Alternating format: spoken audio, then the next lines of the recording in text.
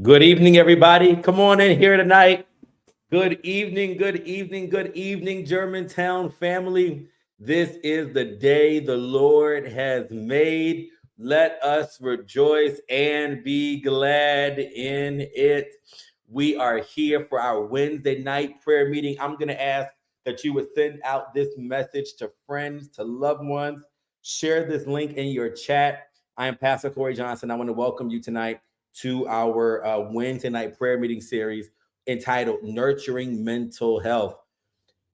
We want you to know that we are going to be concluding this series next week at 7 p.m. Wednesday night prayer meeting will be every Wednesday night at 7 o'clock.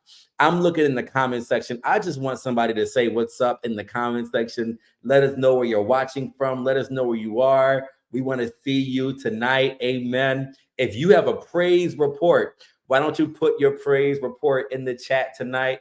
Come on in here. Come on, say what's up to everybody in the virtual space. Come on, y'all. Come on in here. Let us know how you're doing this evening. I hope everybody's had a good week so far. Hope everybody's had a good Wednesday night. It is so good to be with you all tonight. Um, we want you to thank you all for your patience with us as it related to the snow last week.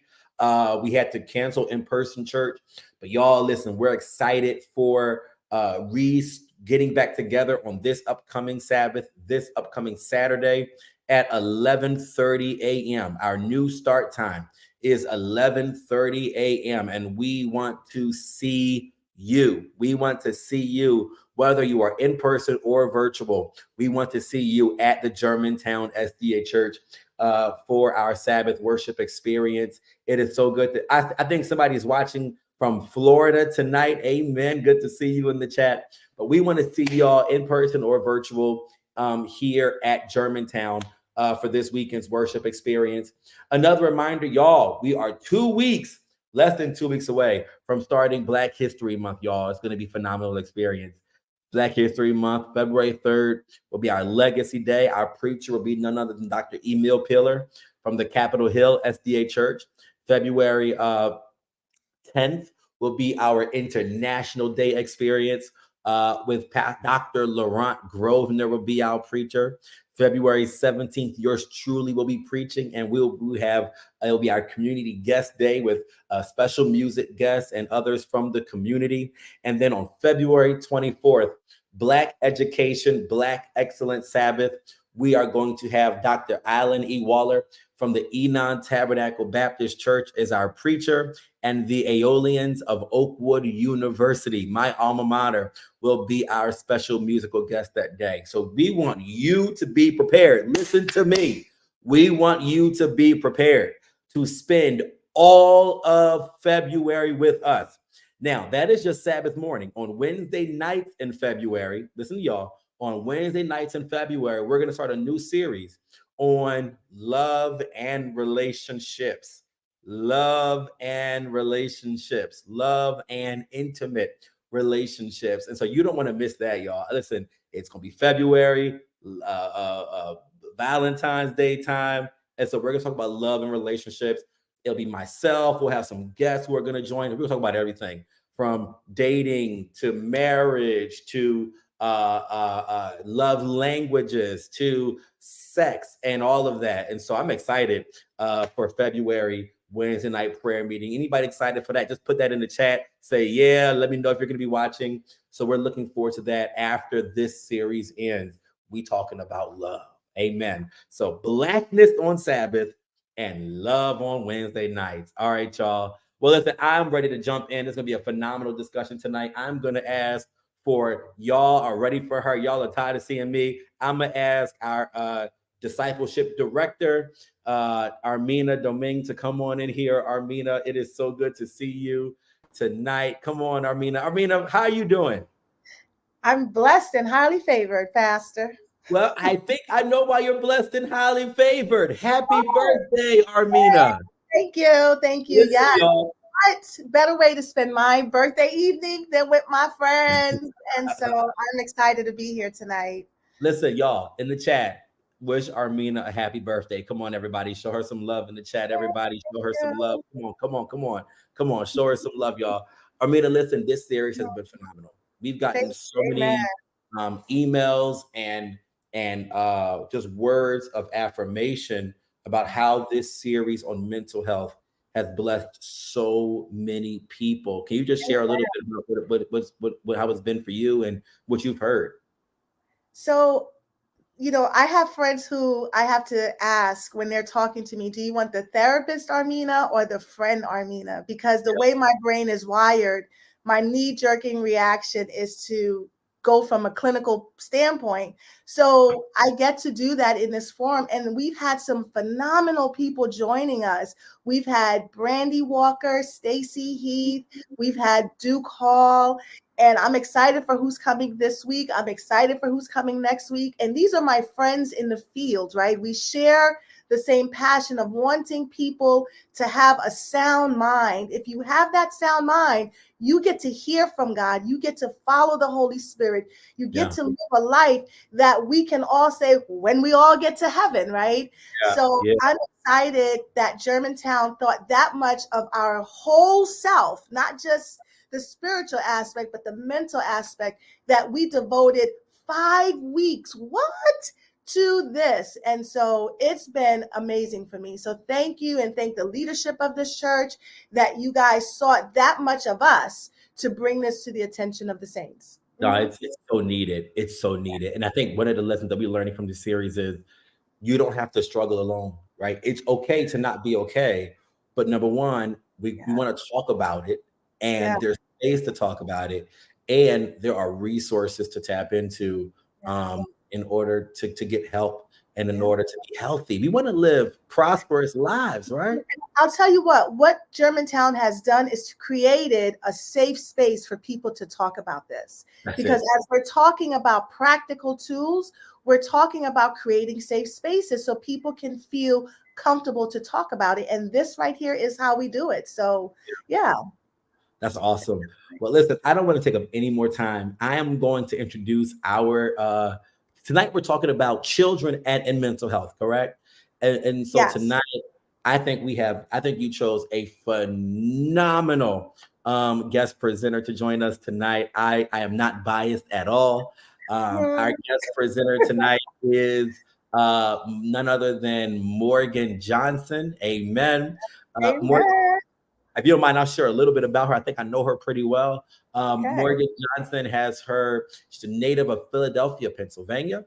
She has her bachelor's from Auburn University in Human Development, and she has her master's in counseling from Johns Hopkins University.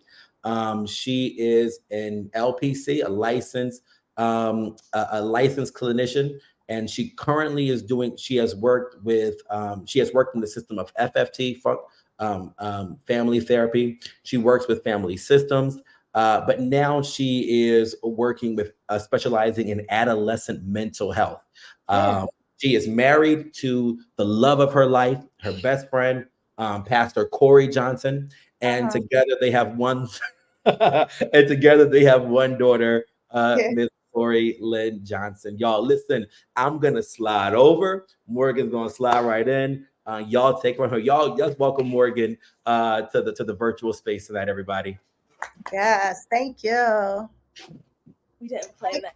Girlfriend. Welcome.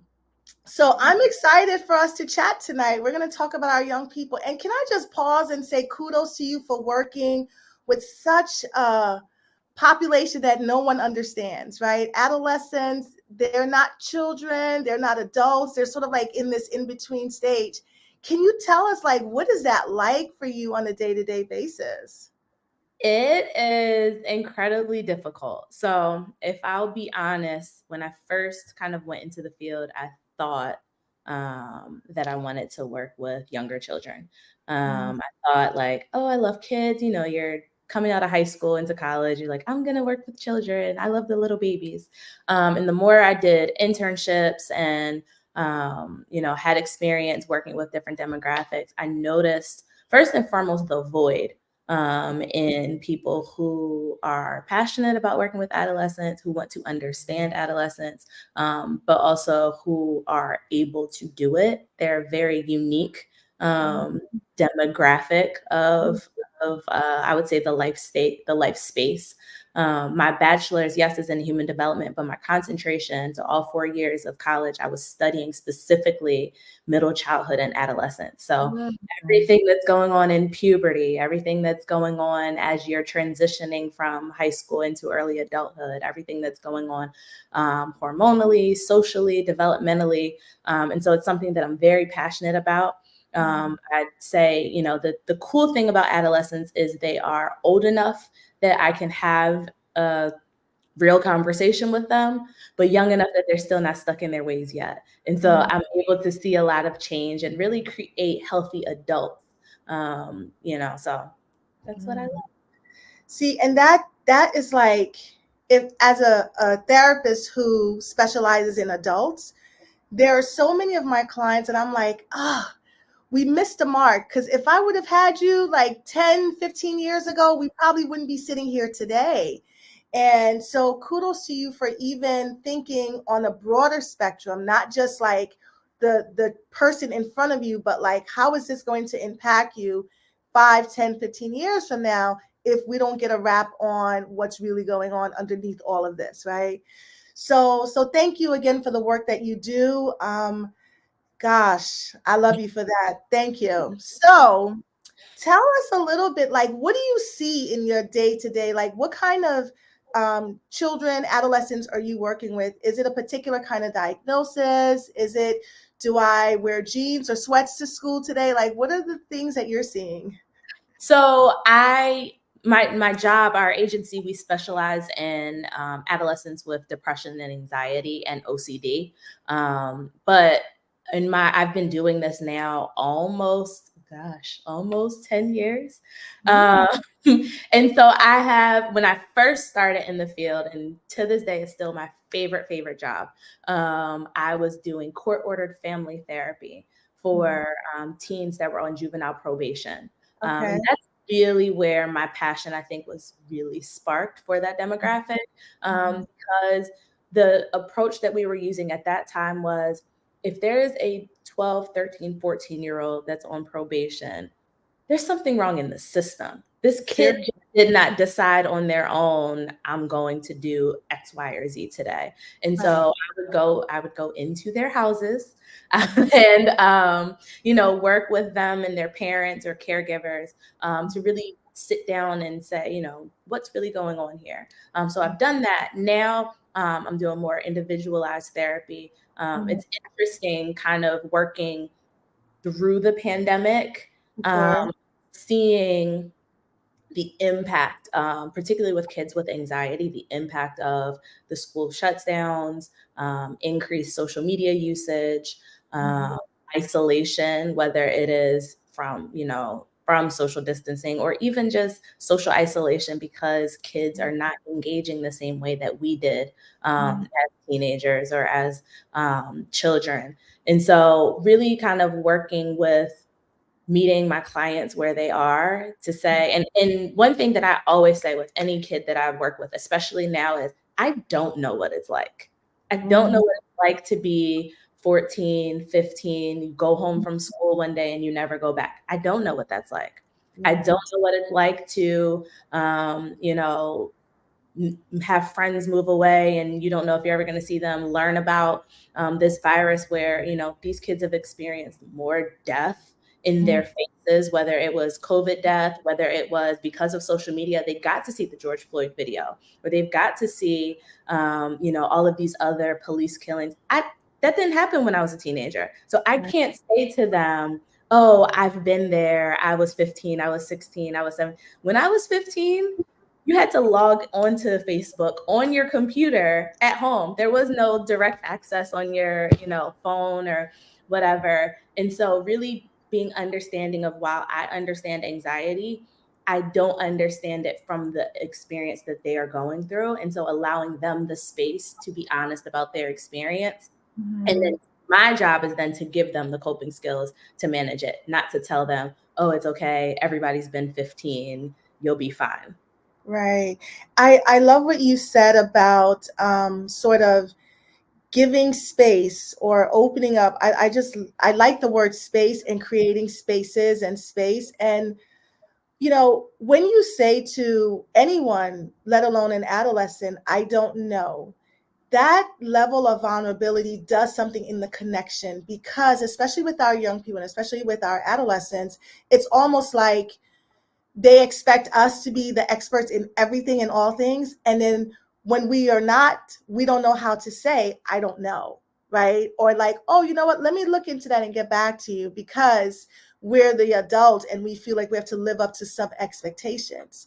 The other thing that you mentioned is this whole pandemic really flipped us upside down, right? And so it put us all into this bucket where anxiety, stress, depression is common ground for us. It looks different for each age group. We all connected differently. And social media was at its peak then, because that's all people were doing. That's all we were. And as an adult, I may not understand why our adolescents are so drawn to it, but then as a clinician, I understand that it gives them a whole avatar or a whole other person, and they can live completely differently than what their real life looks like. So kudos to you for the work that you're doing out there. I'm going to go ahead and share my screen so like we can kind of jump in a little bit, because we could chit chat about this, but there's some key takeaways, right? That I think as we were talking leading up to this, that we wanted to make sure that our audience received. And so the agenda for tonight, we got 4 things we hope to accomplish, and that is really understanding and recognizing what mental health is in children. The second one is, what are some of the signs, symptoms, and maybe some of the environmental influences that contributes to our children's mental health? Any practical steps and the role of the caregivers that we can give and talk through, and then community involvement and treatment options. What do those look like? So you know my 1, 2, 3, guys, but I changed it up a little bit today. So I want you to put a 1 in the chat if you believe that children with behavioral issues are inherently misbehaving and that those behaviors are not a result of mental health conditions. If you think these kids, adolescents, are just running around here and they're just misbehaving just because they want to, put a 1 in the chat. I want you to put a 2 in the chat if you're uncertain about the reasons why children experience mental health issues. If you're not sure why they do what they do, put a 2 in the chat. And for number 3, put a 3 in the chat if you believe that children are too young to experience mental illness. And I put that out there like that because I've heard that. I've heard what are you depressed about? What are you anxious about? You're too young. You have it all. All you have to do is go to school. You don't have any worries. And you have a roof over your head. You have this. Or I've heard, oh, they're just bad kids. Like there's nothing wrong with Johnny. Johnny is just bad. Johnny is just defiant. Johnny doesn't want to do. And sometimes when we don't understand the whole person and what drives behaviors, then we come up with these sort of conclusion or narratives in our head, right, about the kids. But if you think about it, human behavior is human behavior, no matter what the age is. Like we want something and we do things to let others know we want something. And so Morgan and I are hoping tonight that we will talk with you guys through it. And I do these 1, 2, 3, Morgan, because I want to gauge who we have with us so that we kind of know where people are. And I'm seeing a whole lot of 2s in the chats. Like our friends who are watching with us tonight and who are interacting with us, they are unsure about why children / adolescents experience mental health issues. So that's good because that's kind of where we're going to sort of jump right in on this. And for the sake of the presentation, when you see the word children, I'm talking about children / adolescents, not just the little tiny babies, not up until like 10 years old. I'm literally talking that time frame, that developmental stage where they're still a minor, if that makes sense. All right. So Morgan, when we're looking at understanding how this whole thing works, right? Can we talk about the ebbs and flow and about mental health and maybe normalizing emotional fluctuation a little bit? Yes, I think that's really important to discuss because there's a lot of layers to, I Mhm. would say, pediatric mental health. So let's say pediatric, so we cover the whole, early early part of life. And what's real is we're dealing with a lot of different things. I think even within the field, with you coming from social work, me from coming from counseling, we've learned to come at this from two different angles, where there is the chemical or the biological elements of mental health, where it is you are either born this way, so your schizophrenias or your bipolars or things that like you cannot, there's a switch goes off and we can't control it. Then there's also the social emotional elements of mental health, your anxiety, your depression, some of your behavioral disorders, where there may be a cause, there may not be a cause. I don't know. We kind of have to do a little bit more digging. And unfortunately, I think with social media and kind of pop psychology, we've kind of lumped it all into the hands of the internet and nobody really knows what to do with that. And then we take all of that, add it to childhood and, Mhm. birth through 18, I'll say even 21, where everything is constantly changing for these kids and Mhm. for a person during that lifespan, during that life space. And it adds even more confusion because I'm like, as we're wondering, is this developmental? Is Mhm. something actually going on? Do I need to be concerned about this? Is this normal? Is this not normal? Whenever I'm working with a client, I always say to the parents, like, we're going to have to balance what is the diagnosis and what is your kid is just being 14. Yeah. Um, Good. it's a hard line to toe, right? Because Yes. there is an element of all of us that went through, being defiant or not following the rules or not listening. And then there are, that just happens. At some point, your kid's not gonna clean their room. Yeah. That just happens. I, But uh-huh. there are some kids that are not cleaning their rooms for weeks or for months. And it's not defiance, it's depression.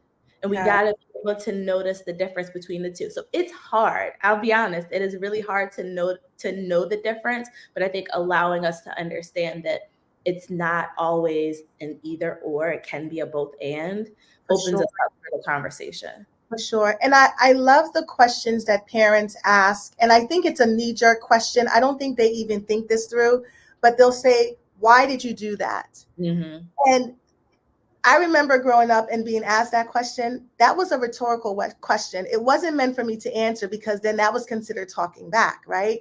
But now parents want legit answers like, what made you do that? And said child can't give it because they don't know. And it's not because they don't want to tell you. It's literally the part of the brain that they would make decisions in is not fully developed. So they're not making sound decisions. They're not making decisions that make sense. They're not thinking things through. As I would say, they don't play the tape to the end. They pause the tape and they create a narrative on the little bit that they know. And so they do things and say things that they're not even sure of why they're doing it. But you bring up a good point, and maybe we can spend a little bit of time talking about that whole fine line. Because when a parent brings a child to me or a young person, oftentimes it is with the idea that I'm going to fix them. It is with the idea that they don't want no parts of therapy. They're going to just leave me with their child and leave. And it's like now the session's over. And I purposely ended the session maybe 10 minutes so that you can come in and so we can all talk about next steps and what we're doing. But you're honking the horn because you're in the car. And I'm like, oh no, ma'am, sir, I need you to come in because when we're dealing with children, the kid comes home to the parent or the guardian, right? We So were gonna go here this early, but we're here now. so tell me a little bit about that because I cannot be the only clinician in the room that says that. All right. I gotta figure out the nice way to say this. I think the thing that all of us, and I am a parent as well, so I will put myself in it.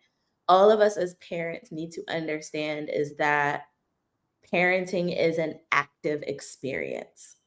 I think a lot of times on any end of the spectrum from a socioeconomic status, we think that just meeting baseline needs for our children is I'm doing my job. So I signed you up for the therapy. You have somewhere to eat. You have somewhere to lay your head. I did my part. And what we're realizing in my frame of reference from like my professional standpoint is kids are products of their environment. And I don't mean that in the peer pressure sense, but I also mean that in the sense of what does it mean to model emotional regulation and emotional awareness? Because if a parent as an adult, you're popping off every time something, doesn't go your way, then what do we expect for our 10, 11, 12-year-olds to do when from their perspective, they're not getting their way? Or if, you as a parent are dealing with anxiety, then how can we expect our child that may also be anxious to navigate it when you haven't settled within yourself or done the work to manage your anxiety right now? This example always sticks out in my head where I was working with this kid, and I mean, we were doing, not to toot my own horn, but we were doing some great work. Yes. And I got this kid to the point where he was ready to start going to school again. Okay. And he was really, that was a part of his stressor. He didn't like going to school. He was ready. But because mom was so anxious on her own, she didn't sign him up for school. So this kid got his coping skills down. He is ready to go. He is good to go. And the mom was like, I just can't do it. And so I think parents need to understand, and all of the adults that, are in the lives of children need to understand like how impactful our role is. Like, therapists are not magicians. We cannot change these kids' environment. So they can talk to us all day about what's going on. And if I'll be honest, if I had $1 for every time a kid told me, I can't talk to my mom about this, or my dad doesn't have time for this, or I don't want to stress them out anymore when they already are stressed. And, sometimes we don't realize as adults what our kids are either overhearing or even taking on for us. And I think it's important even to normalize modeling, doing your own work. Because if we get a healthy kid in an unhealthy environment, it's just going to undo all the work that we've done in session. Yes. And I feel you so much on that. And so I strayed away from doing, family work. I was a mobile therapist when I was in Philadelphia, and I went into homes and supposed to do family work. But then again, right, life be lifing for a lot of our families. They will make the kid available, but they themselves are partially available. Maybe this is a mom that has multiple kids, and she's like, yeah, come at 6, but 6 is dinner time, 6 is homework time. And so it's such a challenge working, I think, with families or the child and the parents, because you said a very key thing when you talked about the folks having their own stuff, right? You said the word anxiety, but a lot of us are walking around here undiagnosed with our own mental health things, and the child is sort of either reacting or responding to what we're putting in the environment, what we're putting out there. And oftentimes it is one of the hardest thing to get this kid in your office for the duration, whether if it's 50 minutes or an hour, and you can see that there's a glimmer of hope. And then the kid leaves and they come back the next time, and you spend half of the session redoing what you did the session before because there was no follow through at home. And so I'm not saying, and I don't believe Morgan is even saying, that the parents are the cause of this, but the environment where the kid resides, where the kid spends a lot of time, contributes to some of the things that we see. So when, Morgan, you're saying how much of this is just their stage of development that they're in, or how much of it is a real mental health? If right, most of us don't even give a diagnosis early on. And in my private practice, I find that parents who bring their kids or call me, it's because someone is quote unquote forcing them. Usually school will say, we're noticing some of these behaviors. Do you think such and such should see a therapist? And out of fear, the parent runs to find a therapist. Not that they don't believe the kid should talk to someone, but it's like, what are the ramifications if they don't see someone? And so kind of putting it all together is definitely something that takes a lot of work, because when you work with the kid, the child, the person, you're not just working with them, you're really working with the family. And I think it also takes a level of honesty and humility on the parent's part, because there is a lot of guilt that oftentimes comes with understanding, okay, there was something environmental that, led here. I think it also is difficult to know when adjustments need to be made in order for your environment to be healthier. And so I think that is something that as a clinician, we're always trying to hold, hold the tension of, where it's like, I don't want to parent shame anyone, but also at the same time, if a kid is eating an unhealthy diet and they develop diabetes, the doctor is going to say, hey, stop giving this kid processed foods and sugars every day because your child has diabetes. Unfortunately, we don't view mental health in the same way as we view physical health. Absolutely. So when you tell the parent, don't give the kid sugar for diabetes, they're like, oh, okay, bet. Fine, let me stop giving them sugar. When we start suggesting healthier ways to environmentally, create safe homes and healthy communication, emotion regulation, and things like that, then all of a sudden it's, well, this is how I was raised and I turned out okay and everything's fine and they'll be okay. And, so I think this is a broader conversation, not just about,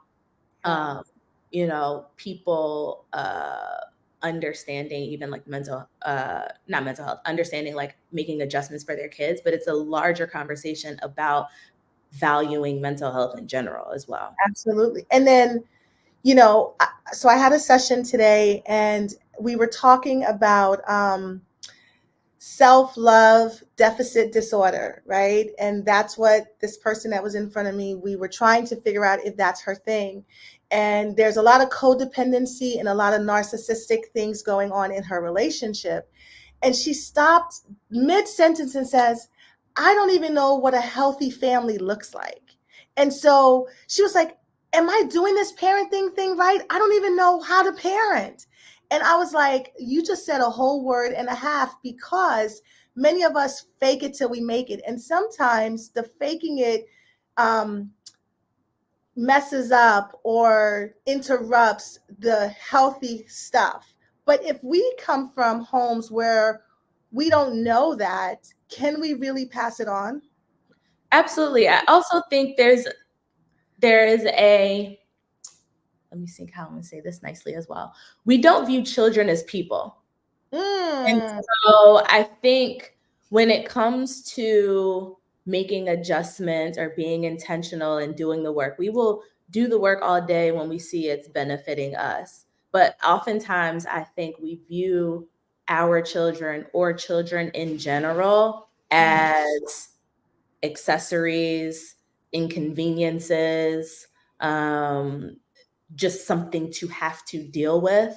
And so then when it comes to, being intentional about, okay, what do I need to do differently, or how do I need to communicate differently? Or maybe I need to, make adjustments to my schedule. Maybe you don't need to go to somebody else's house every other weekend, or, always be outside of the home and things like that. Maybe you do need to be home more. Maybe you do need to have more of a routine. Then all of a sudden, I think sometimes we treat our kids like they are a burden to us. And what they are really needing is our love, is our time, is our attention, is our consistency, is our focus. I have friends who are teachers and the parents that are like, this is your job, is to educate my child. I don't need to follow up with homework. And it's like, no, the only way that they're actually going to learn what, you know, what they were taught in school and the retention is if they're going to continue to process it at home. And I think it's the same with therapy. It's the same with pretty much anything that we involve them in. Repetition is what makes things a part of who we are.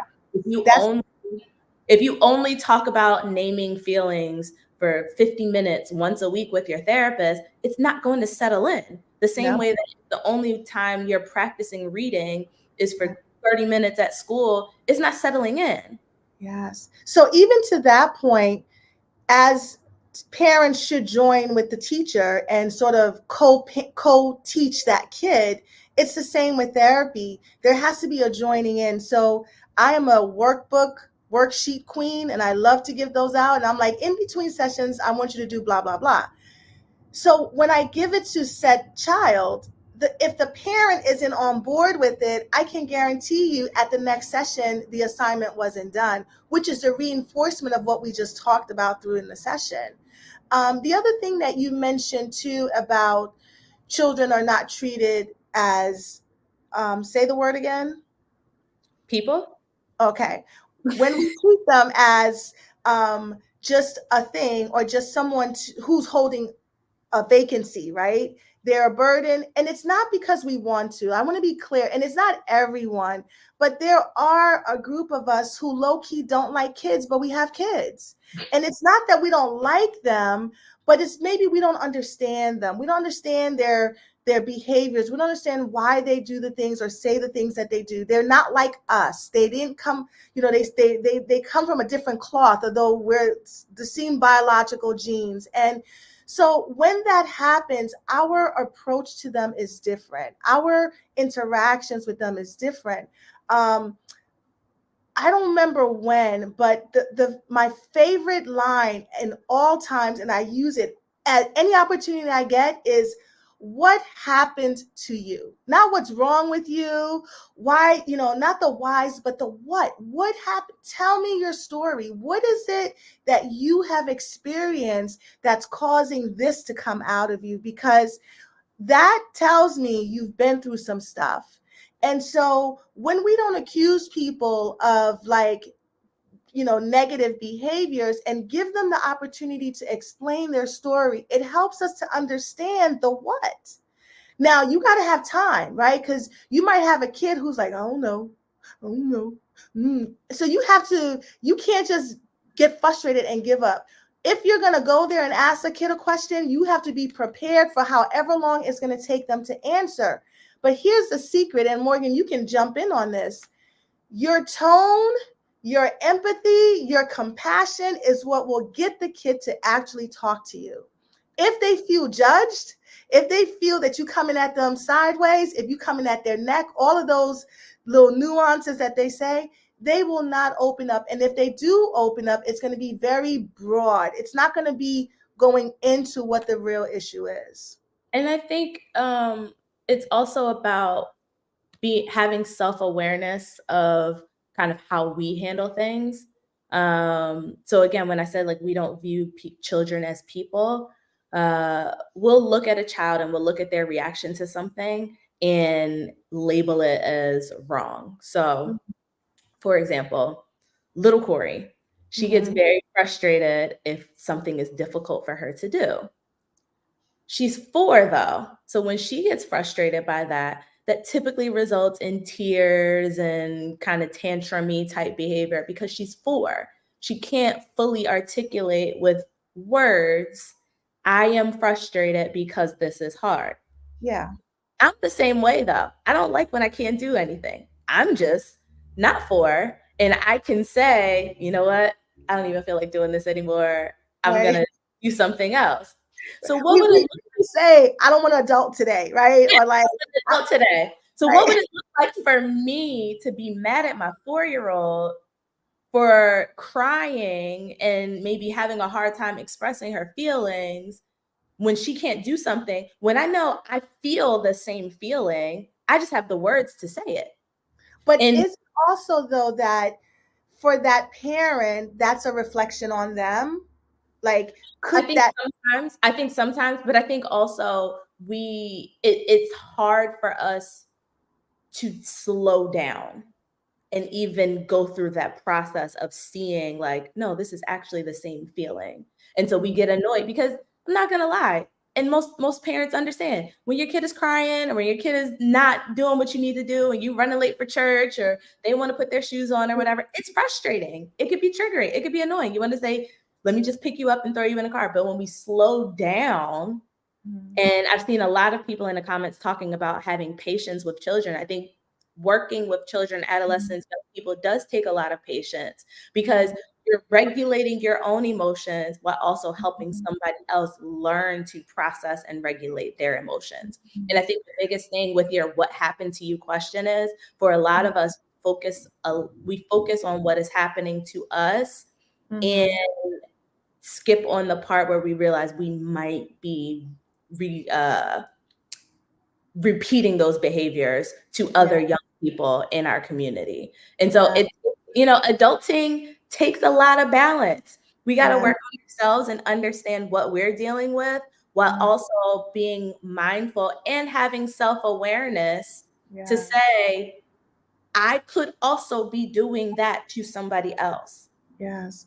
I mean, there is this notion that when a child is in your care, whether you are the biological, the adopted, the fostering, the grandparent, the neighbor, whatever, whether that child is residing with you, there is this manual that doesn't exist on how to parent. And we know the saying, we just do what we know until we learn better, right? And to apply some of those things that were done to us doesn't necessarily work in all situations. I've heard parents say to me, well, when I was younger, I got beat or I got a whooping or I got spanked and looked at how I turned out. I said, no, let me help you understand what happened. When you got a whooping, a beating or whatever, you learn to be smarter than the person who was whooping or beating you. It just took them a little longer to realize what you were doing. Once you realize, if I do this, this is the outcome. I said, so it wasn't the beating that made you stop doing what you were doing. You just learned how to do it differently, or it was so traumatic for you that you stopped. So beating someone or laying hands on someone, and this is part of my professional and personal opinion, I don't believe it changes anything. Because even if I spank, beat, whoop, whatever words we want to use, but I don't even have a conversation as to why that happened, where is the piece for learning? Where is the piece where the person understands why that happened? And so being able to, and I saw someone put it earlier on, communicate is so crucial in working with our kids. I saw a meme on Instagram the other day, and it was describing a Black and brown mother and her child getting in the car from school, and the child says, we don't have any school tomorrow. And so the Black and brown mother goes in, what do you mean you don't have no school? Y'all haven't had school all week. What am I supposed to do with you? And they're going in.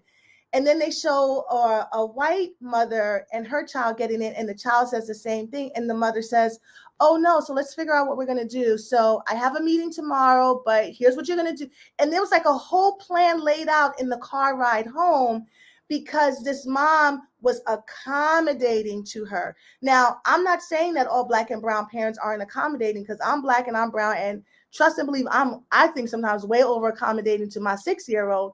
But there's a level of, if I view this human as a person, then my conversations they're different. They're more interactive. They're more about not just my needs, but her needs also. And so when you're working with parents and families, what do you see? Are there statistics out there that says anything about children and mental health? So with children, so what's interesting is the first study that I got to prepare for this is back in 2016, 15 to 20% of adolescents, so this really covered like 13 to 18, were met diagnostic criteria for some mental health disorder.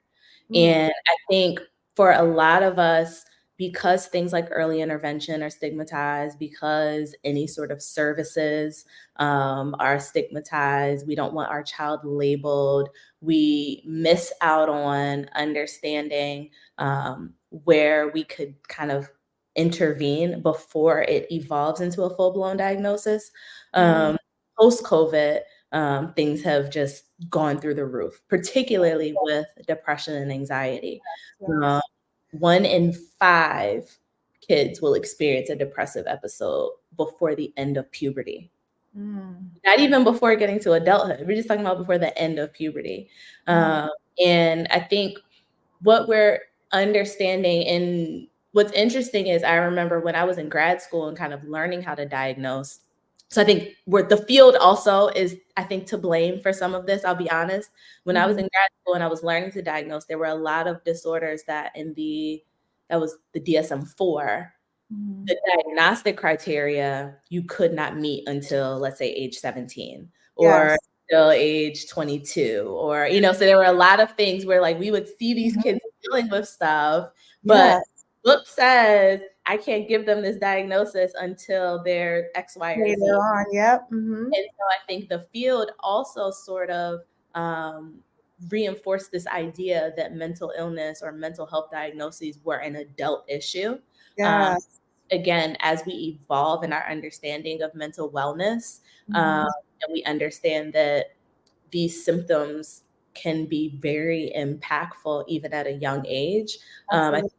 able to broaden and expand the conversation more. I think also as we are learning to define terms more, Mhm. before, when most people think of depression, they just think of like, I'm really sad.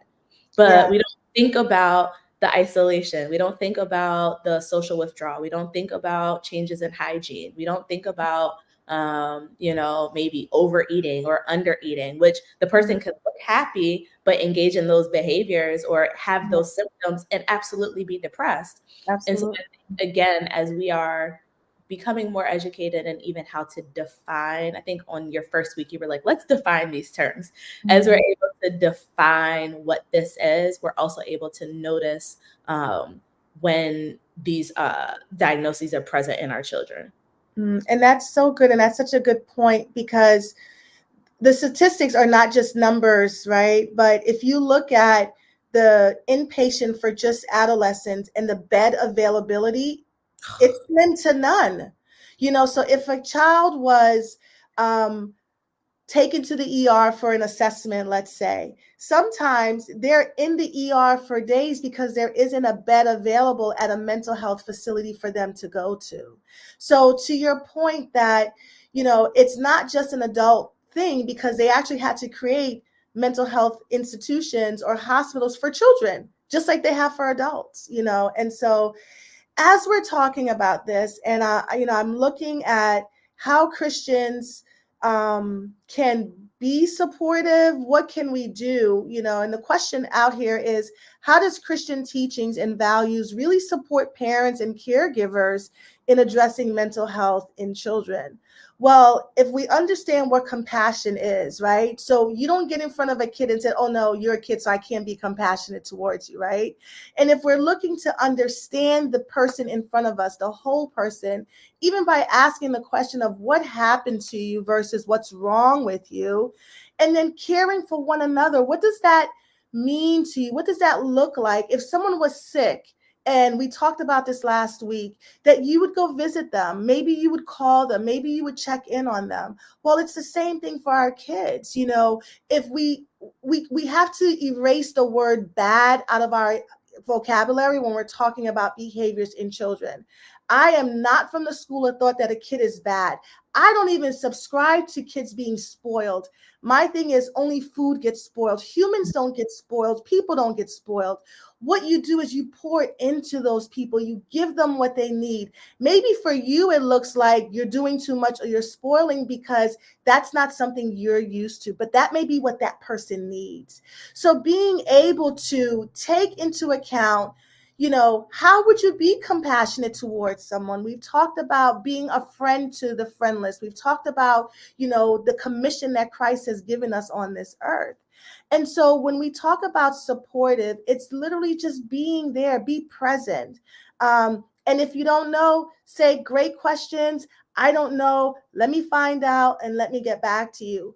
part of why this month I've introduced different people in our congregation to us is because I want you guys to know who's sitting amongst us that you can literally turn to and say, hey, can I ask you a question? Or can I call you later? Or can I talk to you later about X, Y, and Z?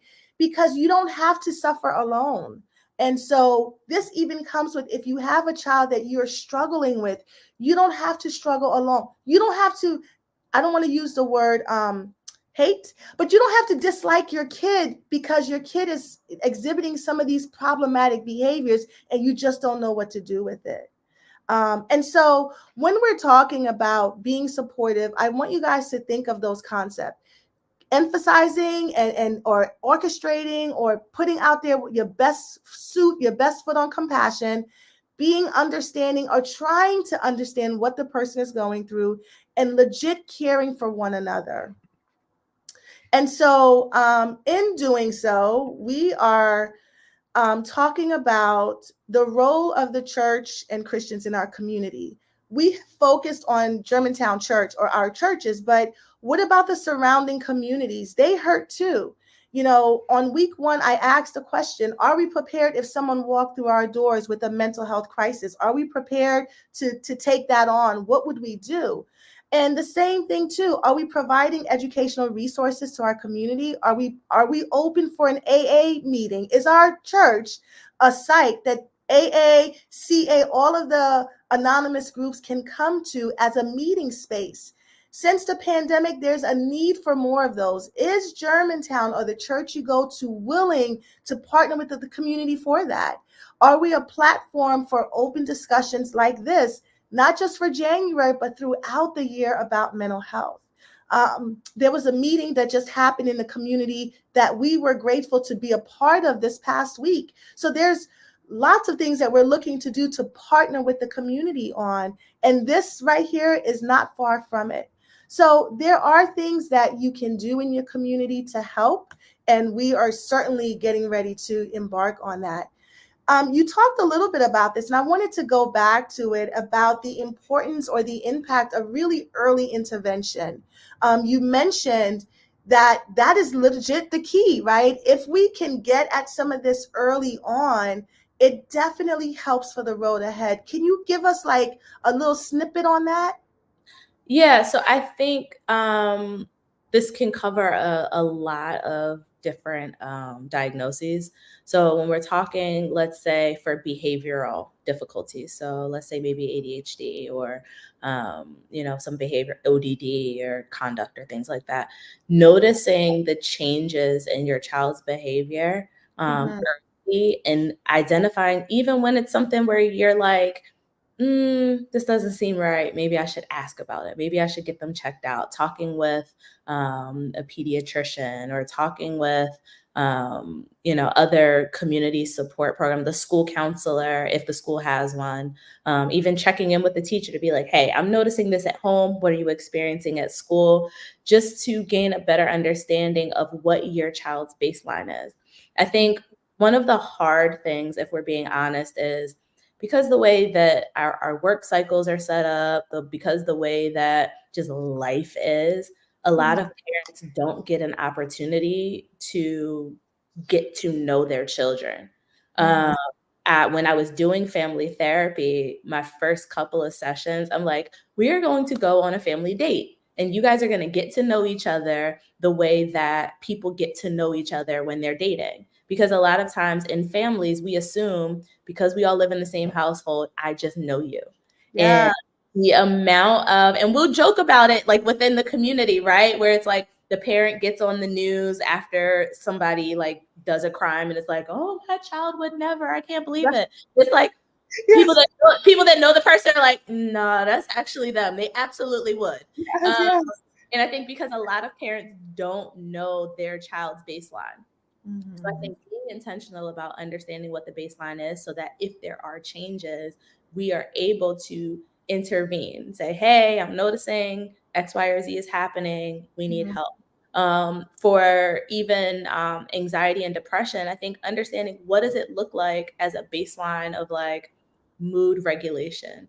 They don't have to be super happy, smiley all the time because none of us are. But noticing what is a typical, I hate the word normal, but like what's a typical kind of ebb and flow in terms of mood. Yes. So Yeah. that if you're noticing for a significant period of time, your kid is spending more time in their room, or maybe they're not speaking as much, we're able to kind of check in, be like, hey, I've noticed that this is what's been going on. Is everything okay? Right. And I like the date your family, get to know your family, spending time with each other, because then you can validate their feelings. You're listening, you're learning how to do that. Because kids want validation. They're checking to make sure they're on point. Like, am I doing what I should be doing? Because in their mind, they have created, even if you don't lay it out, they've created an expectation that they think you want them to meet. And I find when I meet with parents and kids, the kid is off. That's not even the parent's expectation, but some message has been given to that kid that, no, this is the expectation I have for you. So it's very crucial. Again, communication is key for all things, and it wouldn't be different in a parent and child relationship as well. And I think it takes creativity, right? So I saw in one of the comments about like eating meals together. Unfortunately, like our lives, everybody's family structure is not set up the same way.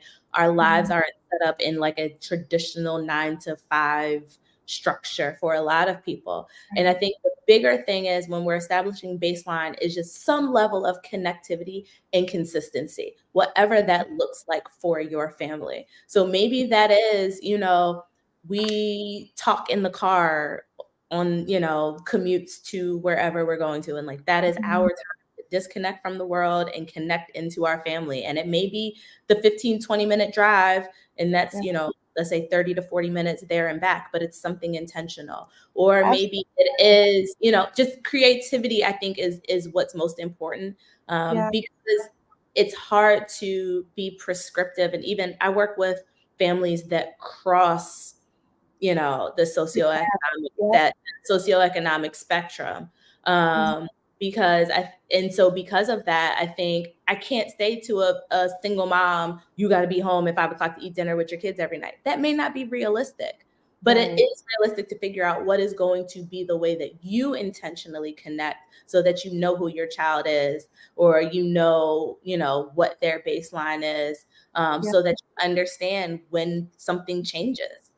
Listen, I too am on my phone or have my laptop on, and it'll be like, oh, not again. Or are you listening to me, mommy? And I'm like, and she hates when I do She's like, use your words, because when she does it, I say the same thing to her.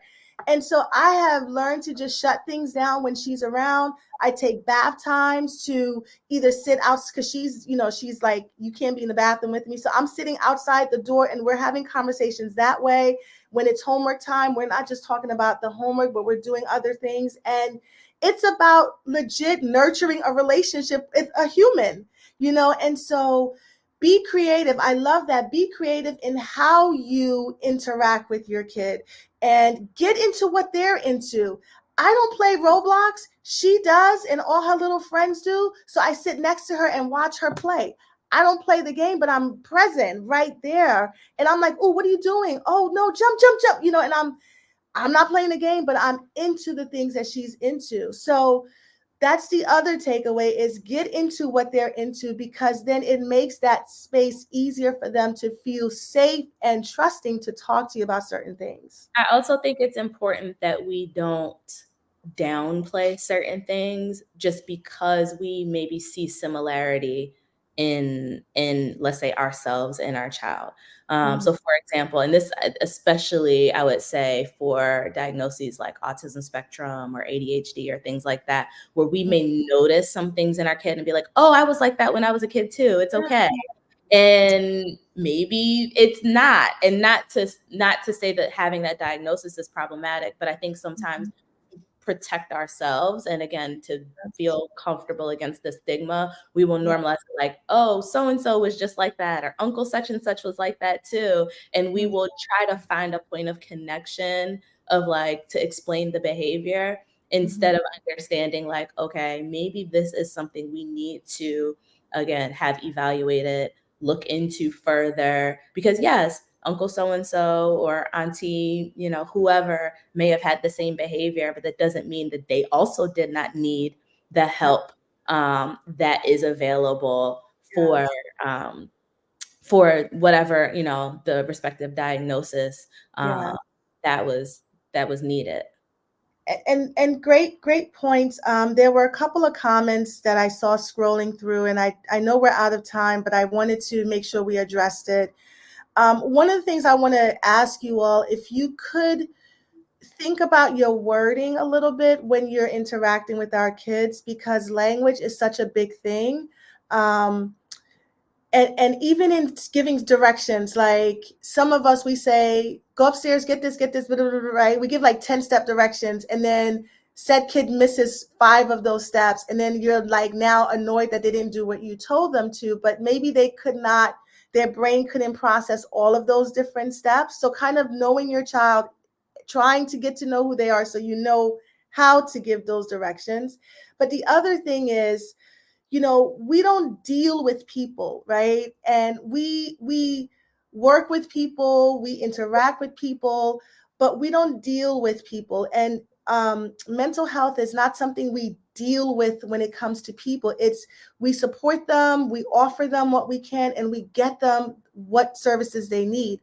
As a parent, if I wasn't in this field, I can tell you I wouldn't know what to do.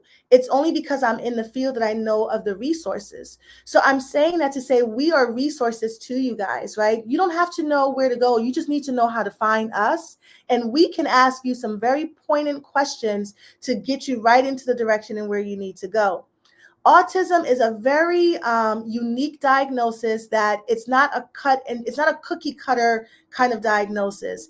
There's so many things that go into it, even to the point where a true diagnosis comes from like a specialist, not like a therapist. Like in my field, social workers do not diagnose for autism because there are batteries of testing that needs to happen. It's a neurological kind of diagnosis. So there's neurologists are involved. And so while I can see a kid and because of the symptoms, I can say, yep, but that's not the stamper on it. It's like, let's take this further. Let's see a neurologist. Let's go to a pediatric kind of a place and see if we can get some more testing done. So in working with a kid who seems to be on the spectrum, that is one of the richest diagnoses. I call it that because there's a plethora of resources available to families if your child has that diagnosis. And it's not the diagnosis because the school said it is, the therapist said it is. It's because you went to some kind of a specialist and that's what they diagnosed. And so if you suspect that your child may be on the spectrum and you don't know what to do, you can pull any of us in church and just we can talk to you further about that. The other thing you said something really important that I think before we go further, I think is important to highlight is being careful and cautious of our language around children and how we speak to and about children. Unfortunately, the industry is not as there aren't as many options. There aren't as many options for therapy for kids as we, I think, sometimes project that there are. Let's just be honest. Wait lists all over the city I think the wait list for CHOP right now is like a year to get if you wanted to get a kid therapy through Children's Hospital of Philadelphia. And even at Nemours, because we have families in Philadelphia who will go to Nemours because it's close, right? And the same thing, just to get a child evaluated to see if the kid has autism is like 6 months to a year. And so I think why community change and community dialogue is so important is because we can say all day, get a therapist, go to therapy. For children in particular, finding a therapist for anybody is hard. Yeah. Finding a therapist that takes your insurance is hard. Finding a therapist that sees kids and takes insurance is harder. is very, very, very, very hard. And so because of that, a lot of times I do think families are running into, okay, well, I reached out to this place or I tried that, and then they get discouraged. And then if you come to church and it's like, oh, that girl and her bad kids, or if, you feel that your family is being like, well, why can't this kid do X, Y, or Z? And, all around you, you're being told what's wrong with your kid. That could be very discouraging. Or if we're always talking down to children about their behaviors and things like that, and not looking at ourselves to say, as the adults in this village, how are we contributing to these behaviors? It makes it even more difficult for parents, caregivers, family members to really get the kid the help that they need. And so, I think that's a great point, because what you're saying is there are a large number of people out there who are trying. It's not because they didn't succeed because they didn't want to. It's because the system is not working with them. It's legit working against them. And so that is such a good point to remember when we're seeing different things, or when we're experiencing things like, this person may have tried those things already and they're on a wait list. Well, what do you do when you're in a wait list? You just wait. There's nothing more that you can do. You can call every day, like, did an opening come up? Did an opening come up? So very true. Well, I think we're done, but the one thing I want to mention is, if you don't know where to start with your pediatrician. Yeah. Most children are connected with a pediatrician. Pediatricians, they do some kind of evaluations, and oftentimes the evaluation that they're doing is either a medical evaluation. Most of them are familiar with your child's history anyway, because it's the family's history, and they can do what's called the initial mental health screening. And so please don't feel like you have to wait for a therapist. You can literally go to your pediatrician. You probably get a quicker appointment there to at least start the process. And I have had pediatricians call me and say, hey, can you see X, Y, and Z? And I will make room, because that connection with that doctor, that pediatrician, is there. And so start there, if nowhere else. Any final thoughts, Sister Morgan, before we end? No, I think we covered a lot. So Yes. Thank you so much for sharing this platform with us. This is the first of many. We don't have to wait for a Wednesday night.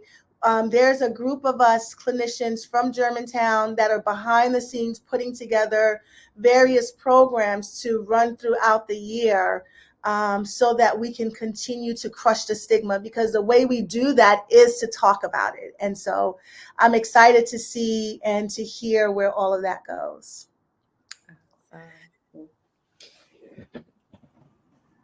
Well, listen, I feel like I learned a lot tonight. And I think for all of us as parents and guardians and those who care about children, is to understand that none of us have it all together as parents and guardians, right? And we're all learning, and we're all giving ourselves grace. That was what really stood out to me. Listen, I hope you guys enjoyed it tonight in the chat, everybody. These are some brilliant clinicians, and they are a part of our church and a part of our community. And so we're excited to go forward. Armina, we remind everybody about the, I think, the workbook that we're working with as well. Yeah. So interestingly, this week, we're not giving a workbook out, but we're giving a worksheet, and it's called Feelings in the Jar. And it's geared towards children. So what I'm going to ask each of you to do is to click on the link, sign up, so that you can immediately get the download. And I want you to work with your child, work with your grandchild on it. It's like a game. It's fun, and it gives them a way to begin talking about their feelings. And it's broken down into colors. And so please, if you want that, we're going to make it available even on our social media. Again, we're not getting the workbook tonight. We're just getting that one pager so that you can work with your child on. Well, that's awesome. Listen, y'all, we're going to pray, and then we are going to end. No, we got to talk about next week. Next week. Talk about next week. Yeah. Yeah. So next week is our final, I'm so sad, final, but I'm so happy, mental health of the month. And we're going to end on our end about relationship. And so our guest is going to be Kim Robinson. She is the founder and CEO of Help for Parents Network. I'm telling you, you don't want to miss it. She also has experience working with families. She is certified in working with families. So please come out next week. And just to give you a taste, we're going to talk about relational stress. So we're going to talk about what attachment style theory looks like. What are the needs that we all have that causes relationships and the people we get into relationship with?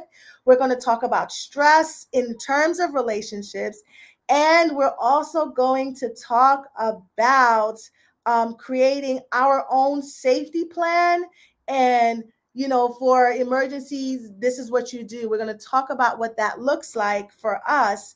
And we're going to talk about interventions as well as, I love this, SD, setting boundaries. A lot of us don't have that. We don't know how to do it. So Kim is going to lay that out for us. So please, please, please come and join us next week. Listen, I'm excited for that, y'all. This is going to be phenomenal. And then we want to remind everybody that after that, we're going to continue with our series on love and relationships. And maybe Morgan, you'll be back. Or maybe you'll join us those weeks. We'll kind of do that together and see how it goes. But I'm excited for this. And Armina, we thank you. Everybody in the chat, y'all, listen, we're going to pray. And then we're going to go on. God, we thank you tonight. We thank you for this time together. We thank you for our children. You said that unless we are like the children, that we cannot have place in your kingdom. You said that the kingdom of heaven is for children. Suffer the little children to come unto you. And so, Lord, we pray for our parents, our guardians. We pray for our children. May they know that they are loved by us, but that they are loved by you. We pray, Lord, for anyone who is struggling with their children or in a relationship. There's barriers in relationships. I pray, Lord, that you would be a healer, that you would bring healing and restoration, that you would restore the breach in relationships with children and parents and guardians. Keep us, watch over us until we meet again is our prayer. In Jesus' name, amen. Take care, everybody. See you next week. Take care, y'all.